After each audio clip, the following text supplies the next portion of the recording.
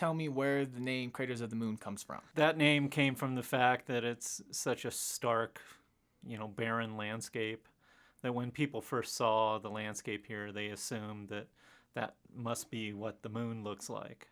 Of course, nobody had been up there yet, and when the astronauts did go in 1969, they discovered that it looked a little bit different from down here on Earth, but it's the same type of rock that the astronauts were walking on, but a much younger landscape than the billion-year-old lunar surface. We just celebrated 50 years since they arrived on the moon and also here at Craters of the Moon. So we had a group of astronauts that came out here back in 1969.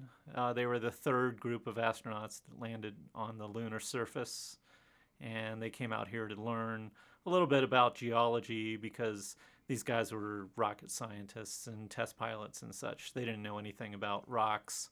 So the scientists at NASA thought this would be a great opportunity for them to learn about geology before they went up to the moon because they had limited payload, and they wanted to make sure they picked out some really good specimens to bring back to Earth. We've had ongoing relationships with NASA. They've had scientists out here pretty much on an annual basis ever since.